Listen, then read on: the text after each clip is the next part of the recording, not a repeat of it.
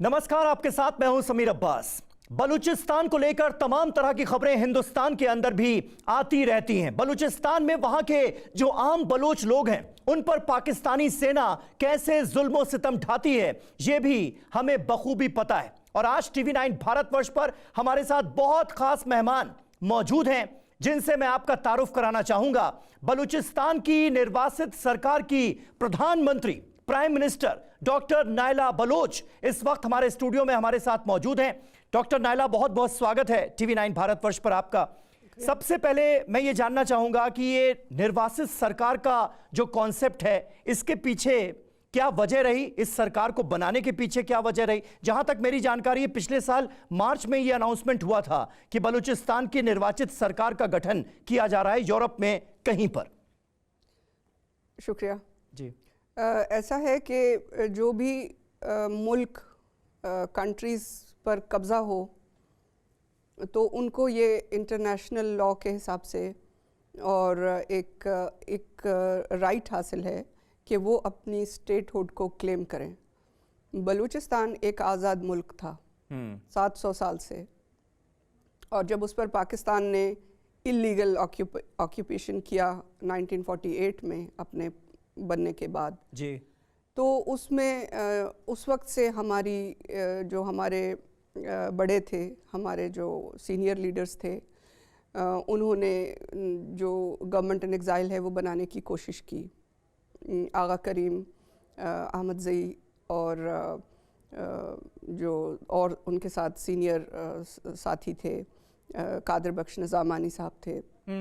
तो ये स्टार्ट हुआ था, लेकिन उस वक्त सोवियत यूनियन था, रशिया और भारत, किसी ने हमारा उस वक्त भी साथ नहीं दिया, और बलूचिस्तान की जो इंटरनल फैब्रिक था वो भी बहुत डिस्टर्ब था, तो वो नहीं चल पाई।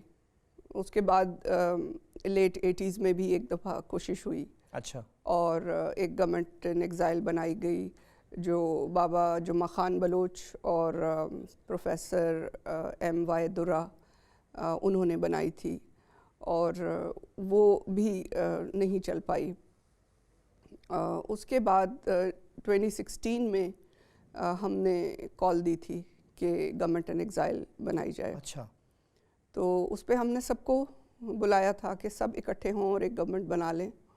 और उसके बाद फिर जो हमारे सीनियर एक्सपीरियंस जो बलूच एक्टिविस्ट्स थे, लीडर्स थे, इंक्लूडिंग बाबा जुम्मा खान बलोच, वो ख़ुद भी उस वक्त भी ज़िंदा थे, और वाजा यूसुफ मस्ती ख़ान और वाजा सईद सिद्दीक आज़ाद बलोच, इस तरह की जो बहुत ही सीनियर लीडरशिप है। कुछ ऐसे लीडर्स हैं बहुत सीनियर हैं, लेकिन चूँकि वो इस वक्त बलूचिस्तान में हैं ऑक्यूपाइड, अच्छा, तो हम उनका नाम इस वक्त नहीं ले पाते, लेकिन हिस्ट्री में उनका नाम लिखा जाएगा। तो उन्होंने फिर सब ने मिलकर अपने एक्सपीरियंस से कुछ स्ट्रैटेजी डेवलप की कि तो 2016 से ही इस गवर्नमेंट ने काम शुरू कर दिया था। अच्छा। लेकिन हमारे जो कुछ माइलस्टोन्स थे जो हमें अचीव करने थे अनाउंस करने से पहले, क्योंकि हमारे 2 बार जो एक्सपीरियंस हो चुके थे हम उसे रिपीट नहीं करना चाह रहे थे। अच्छा। तो इस दफ़ा हमें काफ़ी उसमें सक्सेस हुई। लेकिन जब जाहिर है इस सरकार का गठन हुआ, इस सरकार के गठन का ऐलान हुआ 2022 में, और उसके बाद आप लोगों ने औपचारिक तौर पर काम शुरू किया, तो मकसद तो यही रहा होगा कि तमाम जो दुनिया भर के इंटरनेशनल इदारे हैं, बड़ी बड़ी जो संस्थाएं हैं इंटरनेशनल, उन तक अपनी आवाज़ पहुंचाई जा सके, और बलूचिस्तान, फ्री बलूचिस्तान, ये जो मूवमेंट चल रहा है, इसके पक्ष में एक माहौल बनाया जा सके। कुछ कामयाबी आप लोगों को हासिल हुई क्या इस काम में? कामयाबियाँ तो बहुत हैं। कुछ कामयाबियाँ हमें डिप्लोमेटिक लेवल पर हुई हैं। अच्छा। और कुछ ऐसा है कि हमने जो बलोच हैं, 60 मिलियन बलोच इस वक्त डिस्पर्स्ड हैं, उनकी यूनिटी का काम आगे बढ़ रहा है, और बहुत लोग आके जुड़ रहे हैं हमारे साथ। और इसमें जो यूनाइटेड नेशंस में हमारी जो प्रेजेंटेशंस हुई हैं, जिसमें हमने अपील की है, डिमांड की है, जो भी कह सकते हैं, कि बलूचिस्तान पर एक स्पेशल रेपोर्टर यूनाइटेड नेशंस को अपॉइंट करना चाहिए। वहाँ पर जेनोसाइड हो रहा है, और बलूचिस्तान की जो इंटरनेशनल बॉर्डर्स वायलेट हुई हैं 1948 में, उनको दोबारा रेस्टोर किया जाए और पाकिस्तान ने जो इलीगल ऑक्यूपेशन किया है पाकिस्तान को बलूचिस्तान के बॉर्डर से बाहर निकाला जाए और बलूचिस्तान के लोगों को ये राइट दिया जाए कि वो वहाँ पर फेयर इलेक्शन हो और वो अपनी सरकार खुद बनाए। क्या रुख रहा, यूनाइटेड नेशंस का क्या रुख था जब आप लोगों ने ये अपील की? देखिए, एक तो कामयाबी हम समझते हैं कि इस बार यूएन में बहुत कम ऑर्गेनाइजेशंस को जो डायलॉग था इंटरनेशनल, उसमें बहुत कम ऑर्गेनाइजेशंस को अपॉर्चुनिटी मिली थी और हमारी ऑर्गेनाइजेशन जो थी वो it was one of them that was given the opportunity to represent. तो सुना तो उन्होंने, लेकिन सुनने के बाद जो उस पर काम करने की ज़रूरत है या अमल करने की ज़रूरत है वो हम देख रहे हैं कि उस पर अमल किस तरह से वो करते हैं। और यहाँ जो है रोल आता है उन कंट्रीज़ का, उन गवर्नमेंट्स का जो समझते हैं कि हम फ्रीडम पर यकीन रखते हैं, हम ह्यूमन राइट्स पर यकीन रखते हैं जी, जो हमारे नज़दीक तरीन हैं, जैसे आप लोग हैं।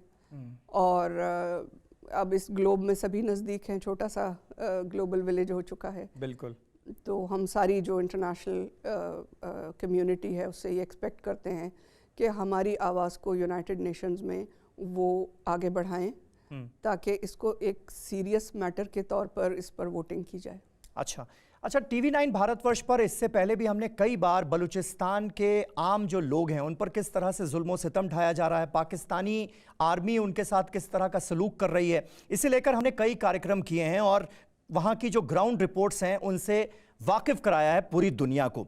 आप फर्स्ट हैंड इंफॉर्मेशन वहाँ के बारे में क्या देना चाहती हैं, क्या ऐसा बताना चाहती हैं जो अब तक दुनिया की नज़रों में नहीं आया है? किस तरह का अत्याचार, किस तरह की अट्रॉसिटीज़ आज भी वहां पर आम बलोच लोगों के साथ हो रही?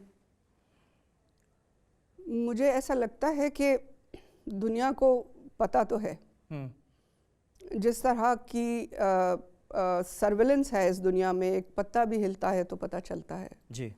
जब बलोचों पर बमबारियां हो रही हैं, जब बलोचों पर ड्रोन अटैक्स हो रहे हैं सिविल पॉपुलेशंस पे, जब जिंदा जलाए जा रहे हैं बलोच, जिंदा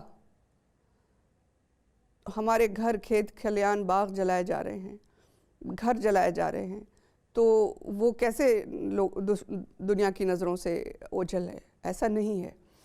दुनिया देख रही है पर उन्होंने अपने को अंधा और बहरा बना के रखा हुआ है। बलूचिस्तान में इस वक्त इस कदर जुल्म है कि सांस लेना भी मुश्किल है। कोई नहीं जानता कि अगले सेकंड वो गायब कर दिया जाएगा।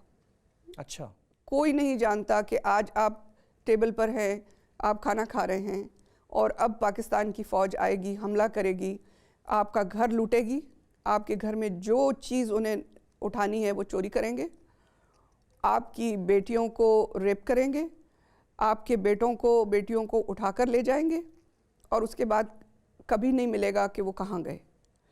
या किसी हॉस्पिटल की छत पर लाशों के ढेर में कहीं होगा आपका बेटा या बेटी और उसका DNA टेस्ट भी नहीं करवाएंगे और कहीं छुपा देंगे किसी मास ग्रेव में। और या टॉर्चर्ड, म्यूटिलेटेड बॉडी मिलेगी, मसख्शुदा लाश मिलेगी जिस पे लिखा होगा पाकिस्तान जिंदाबाद, सिगरेट से या नाइफ से काट कर। रेप्ड और टॉर्चर्ड बॉडीज़ हेलीकॉप्टर से फेंकी जाएंगी। ये सब हो रहा है।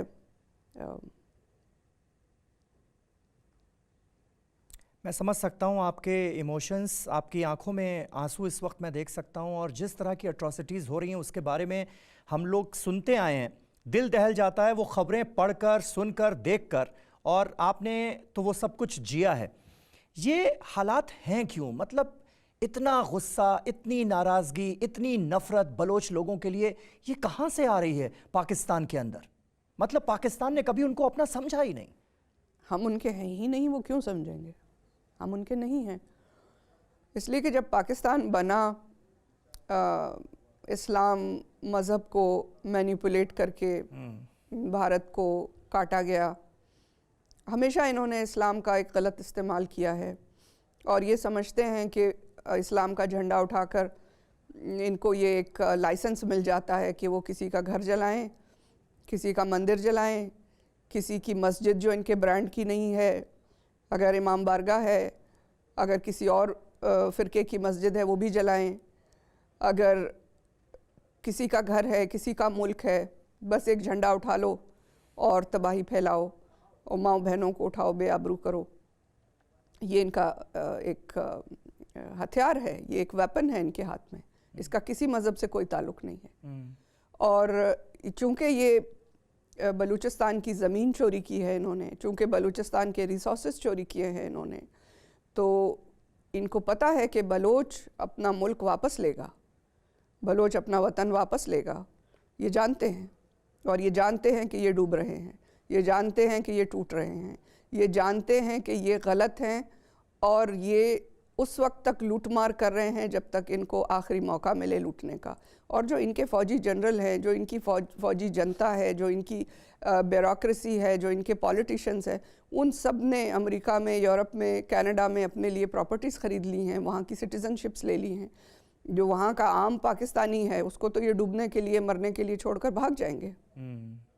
बिल्कुल बिल्कुल। तो कुल मिलाकर देखिए, जो सच्चाई निकलकर सामने आ रही है TV9 भारतवर्ष पर, उसे सुनकर रूह कांप जाती है, दिल दहल जाता है कि बलूचिस्तान में किस तरह का व्यवहार किया जा रहा है। ये वो इलाका है जिस पर पूरी तरह से अवैध कब्जा किया हुआ है पाकिस्तान ने, और यहां पर लोग अपनी आज़ादी की आवाज़ बुलंद कर रहे हैं, तो उनके साथ किस तरह का सलूक किया जाता है। डॉक्टर नायला, फिर किस मुंह से पाकिस्तान अपने आप को इस्लामिक मुल्क कहता है? सबसे ज़्यादा गैर इस्लामिक काम इस्लाम के नाम पर तो वहीं हो रहा है फिर। बिल्कुल, देखें, इस्लाम का पाकिस्तान से उतना ही ताल्लुक़ है जितना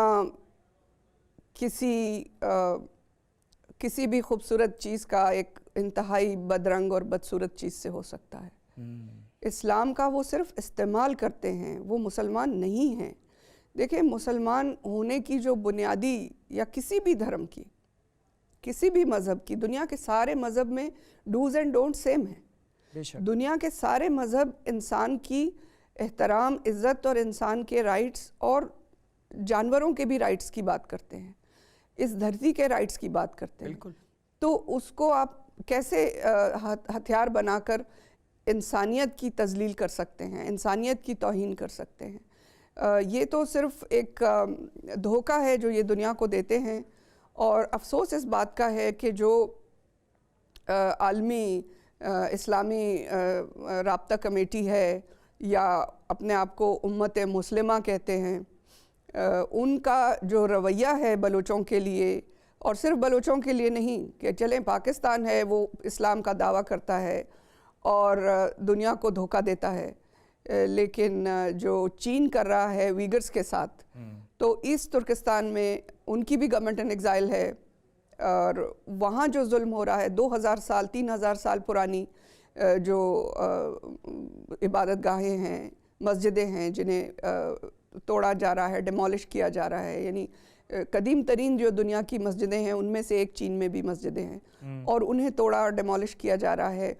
कंसंट्रेशन कैंप्स हैं एजुकेशन के नाम पर, जहाँ पर यूगर्स को रखा गया है, वो सब मुसलमान हैं। उनके लिए पाकिस्तान भी आवाज़ नहीं उठाता, उनके लिए उम्मत मुस्लिमा भी खामोश है, उनके लिए शिया, सुन्नी, वहाबी, देवबंदी, वो जितने भी ब्रांड्स हैं सब खामोश हैं। तो यानी ये कौन सा चाइनीज़ ब्रांड, अब ये कौन सा फ़िरका है? मैं कहीं सुन रहा था, आपने ये कहा कि जिहाद के नाम पर जो लड़ाई शुरू की गई थी वो अब सबको खाने लगी है। क्या मतलब है आपका? देखें, बहुत सारी, एक दफ़ा ऐसा हुआ था कि ज़ियाउल हक एक डिक्टेटर था पाकिस्तान में, जिसने 25,000 फ़लस्तीनियों का कत्ल किया था उर्दन में, और एक रात में उसने सिर्फ 10,000 फ़लस्तीनी मारे थे। तो वो जब पाकिस्तान का सदर बन गया, मार्शल लॉ एडमिनिस्ट्रेटर, तो उसने एक रेफरेंडम कराया था पाकिस्तान में कि अगर तुम्हें इस्लाम चाहिए तो यस, इसका मतलब है अगर इस्लाम चाहिए तो ज़ियाउल हक प्रेसिडेंट होगा। मुसलमानों का कातिल इस्लाम के नाम पर रेफरेंडम करा के पाकिस्तान का सदर बन गया। तो ये इस तरह से खेल खेलते हैं मज़हब के नाम पर।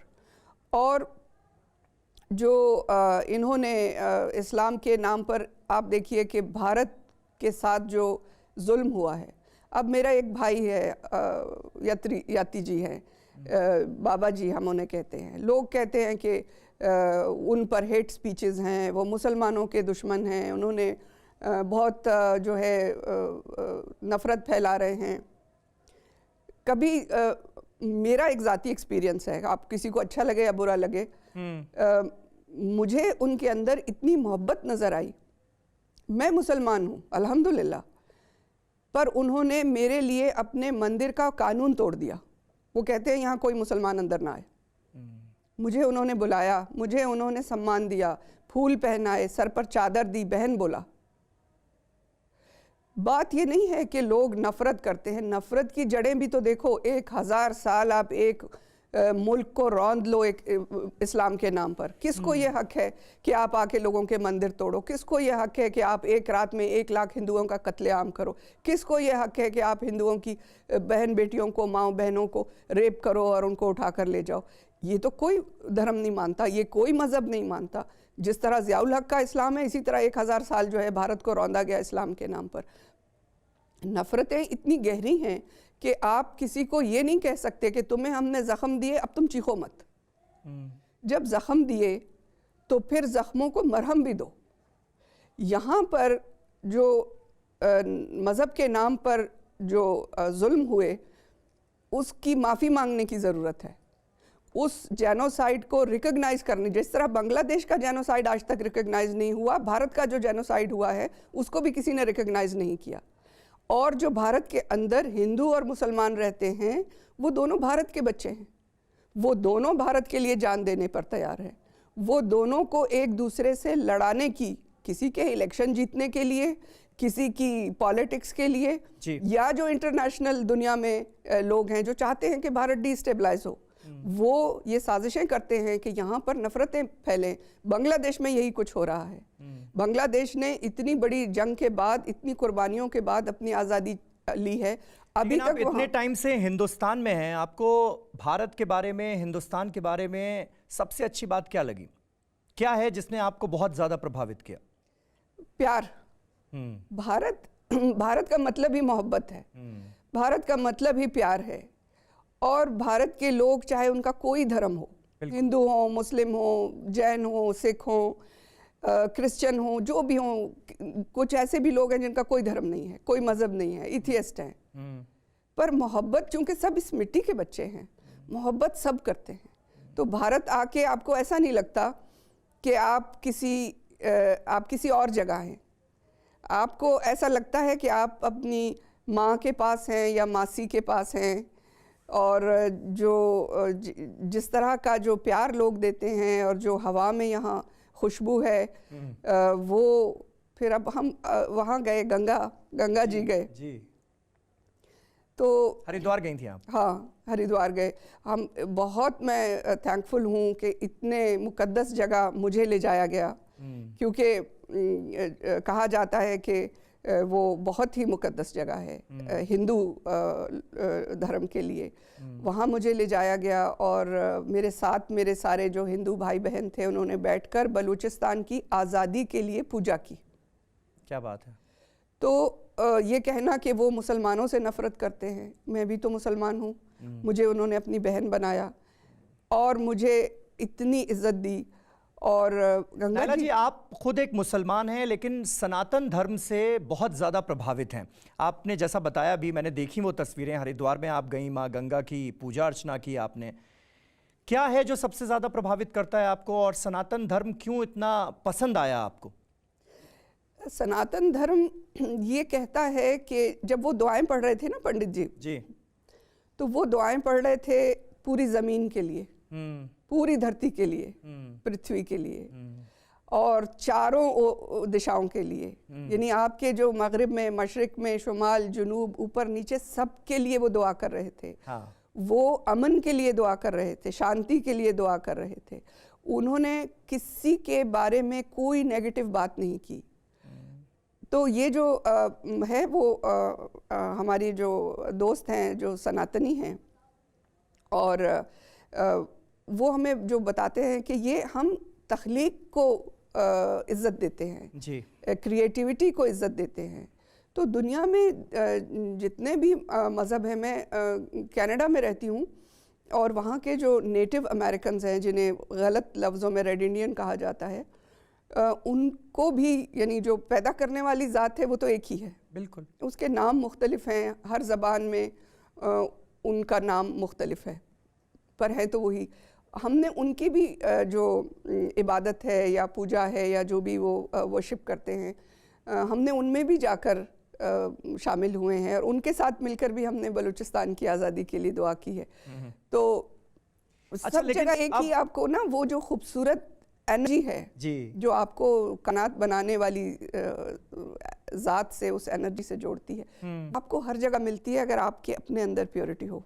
बिल्कुल। लेकिन बलूचिस्तान की आज़ादी की इस मुहिम को, इस जंग को अब कैसे आप नेक्स्ट लेवल पर लेकर जाएंगी? और क्योंकि आप हिंदुस्तान में हैं तो इसलिए सवाल ये भी कि हुकूमत हिंदुस्तान से आपकी एक्सपेक्टेशन क्या है, क्या चाहेंगे आप? हमने 2016 में भी और उसके बाद कई मरतबा ये अपील की है कि हिंदुस्तान की सरकार बलोचों के लिए आवाज़ उठाए और बलोचों के साथ जो एट्रॉसिटी क्राइम्स हो रहे हैं, जो जेनोसाइड है, ये आपके लिए भी तकलीफ देह होना चाहिए क्योंकि आपके बिल्कुल पास में हो रहा है।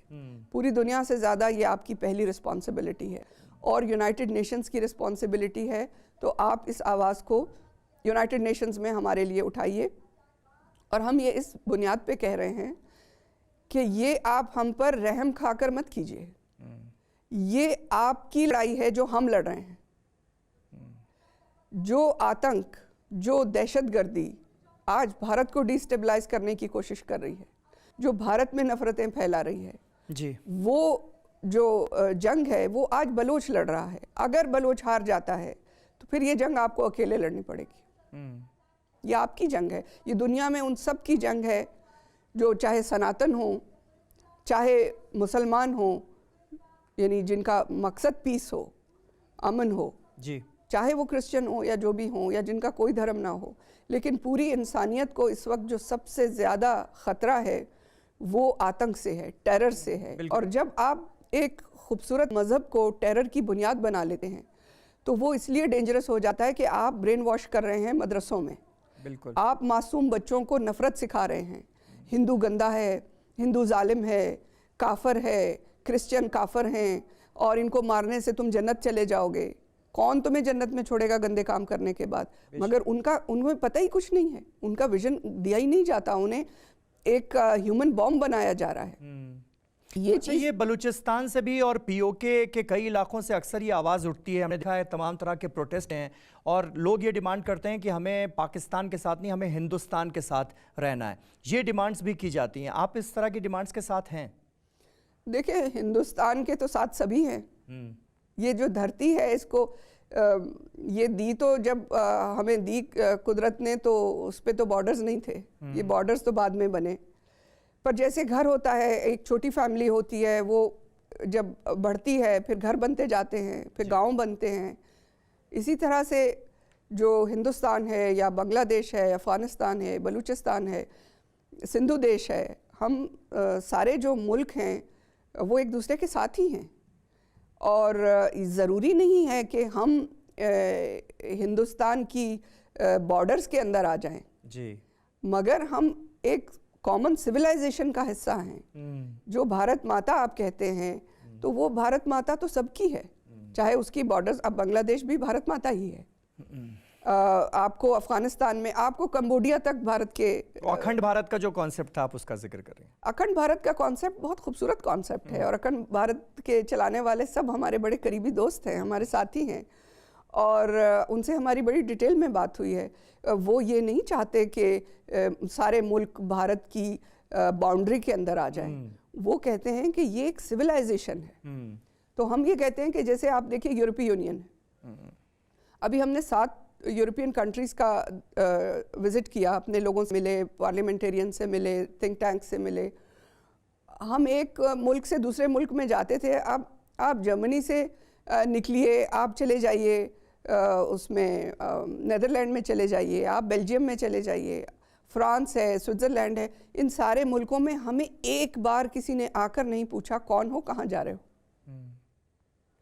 तो ये सब मुल्क हैं, सबको पता है मैं कौन हूँ, मैं कहाँ हूँ, मेरे रूल्स क्या हैं, मेरे कवानीन क्या हैं। हमें फ़ौजों की ज़रूरत नहीं है। जो विज़न हम देख रहे हैं फ्यूचर में इस खित्ते का, हम लोग एक ऐसी यूनियन बनाएं जिसके स्वीट बॉर्डर्स हों, जिसके बॉर्डर्स ना हों, जिसमें सबको पता हो ये मेरा घर है, ये तुम्हारा घर है। आपको नमक चाहिए, हमको आटा चाहिए, आ जाओ ले जाओ। आपको काम चाहिए, इधर आ जाओ। हमको पढ़ना है, हम उधर चले जाएं। इसमें क्या प्रॉब्लम है? पहले भी हिंदुस्तान और बलूचिस्तान ऐसे ही साथ थे। बीच में तो ये पाकिस्तान का नासूर तो था ही नहीं, ये कैंसर तो नहीं था। तो बलोच तो हिंदुस्तान आम आते थे जाते थे, हिंदुस्तान से लोग बलूचिस्तान आते जाते थे, दो मुल्क थे। इसी तरह अफगानिस्तान है हमारा, और अफगानिस्तान का भी एक स्वीट बॉर्डर है। बिल्कुल। चलिए, बहुत बहुत शुक्रिया, बहुत बहुत शुक्रिया, आपने वक्त निकाला, आप TV9 भारतवर्ष के स्टूडियो में आई, और उम्मीद करते हैं कि आपका जो मकसद है उसमें आपको कामयाबी हासिल हो, और निर्वाचित सरकार जिस मोटिव के साथ बनी है वो मोटिव पूरा हो। बहुत बहुत शुक्रिया हमारे साथ स्टूडियो में आने के लिए। तो डॉक्टर नायला से हमने आपकी मुलाकात कराई, और जो अट्रॉसिटीज़ इस वक्त हो रही हैं बलूचिस्तान के अंदर, पाक आर्मी जिस तरह का कहर ढा रही है आम बलोच लोगों पर, इस अत्याचार से जल्द यहाँ के लोगों को मुक्ति मिले, ऐसी हम कामना करते हैं। फिलहाल इस खास पेशकश में इतना ही। नमस्कार।